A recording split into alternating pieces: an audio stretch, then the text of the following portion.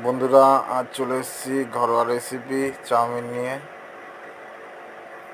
তোমরা আজ দেখতেই পারবে ঝটপট করে ঘরে কিভাবে আমি চাউমিন রেডি করব আজ। তাই এদিকে শসা ফসা স্যালাড পেঁয়াজ সব কেটে রেডি রেখেছি। এখন কড়াই তেল দিয়ে ডিমটাকে ভেজে নিচ্ছি।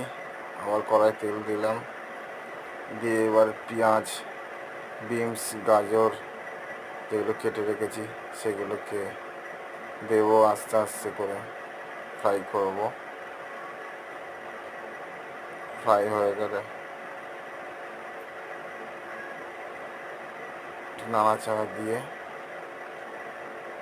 একটু হালকা একটু লবণ ছিটিয়ে নেবো এর মধ্যে, দিয়ে একটু হতে দেবো। তারপর সেদ্ধ করে রাখা চাউমিনগুলো দিয়ে একটু নেড়ে চেড়ে নেব।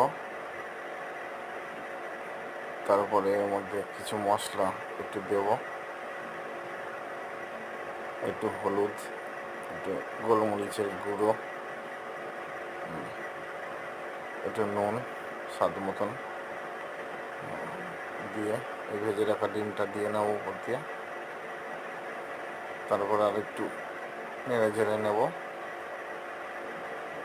ব্যাস 1-2 মিনিটের মধ্যেই আমার রেডি হয়ে গেল চাও। এবার একটু সস দিয়ে আর একটু কেটে রাখা স্যালাডগুলো দিয়ে পরিবেশন করার জন্য